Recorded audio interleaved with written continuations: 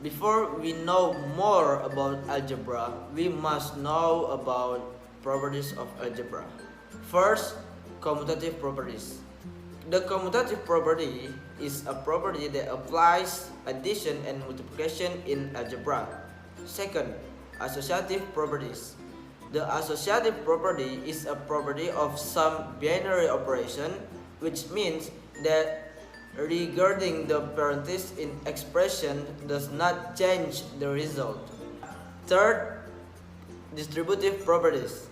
The distributive property is a property that contains multiplication operation in addition and subtraction. This property is a property that we will most often find in algebraic calculation operation. One, commutative properties. The definition of commutative properties, like the slide before this, is the commutative property is a property that applies to addition and multiplication in algebra. For example, a plus b equals b plus a. The meaning is the same as in numbers. The result of the value a plus b will be the same like b plus a. For example, a equals 1 and b equals 2. Then 1 plus 2 or 2 plus 1, the result will remain the same, namely 3. Likewise with multiplication. 2. Associative properties. For the second property, namely the associative property, is the same as commutative property. The associative property also only applies to addition and multiplication in algebra, but in different form actually.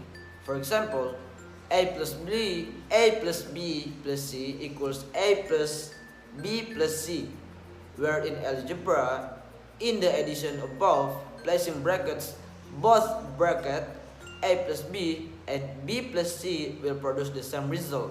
It's the same with multiplication. For example, a times b plus c equals a plus b times c. 3. Distributive property. In contrast to the previous two properties, namely the commutative property and associative property, the distributive property is a property that contains multiplication operation into addition or subtraction.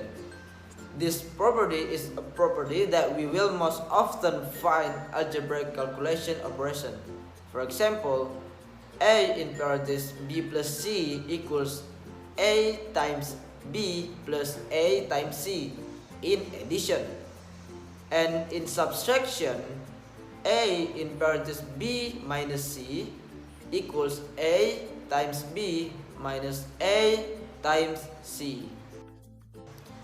Okay, we will talk about algebraic types and degrees. What we study is the properties of algebra, but we haven't seen what the actual form of algebra looks like. Take a look at the following examples of algebraic forms.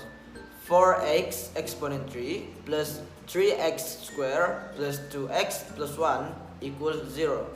If you pay attention to the algebraic form above, then from the equation itself we can find two things, namely the degrees and also the type.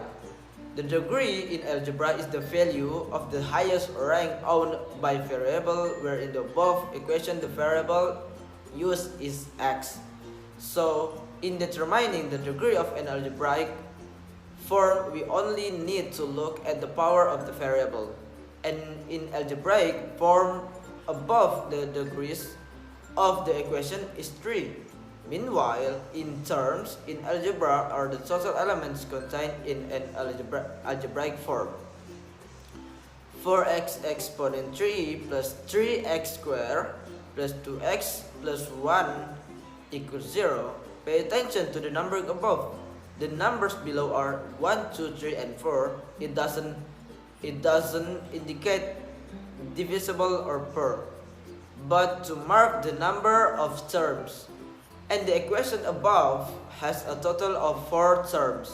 Not only that, algebra itself, types are divided into two types, namely similar types and dissimilar types.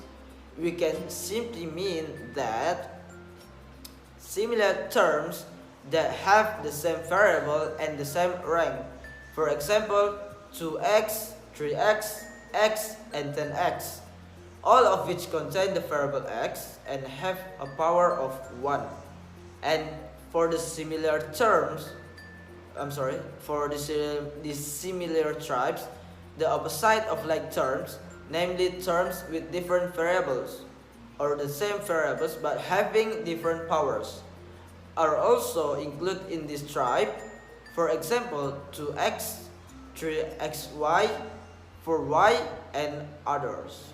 For the first thing is addition and subtraction of algebraic forms. Especially for addition and subtraction in algebraic form only applies to similar terms, so that we can understand immediately.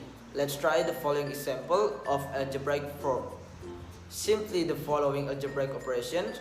For example is 2x plus 5xy minus 3x. If we look at the algebraic form above, we can only calculate 2x minus 3x, and the result is minus x. Then what about xy? Since it has a different variable and the only one that has the variable xy, it is not operate. So the result is minus x plus 5xy.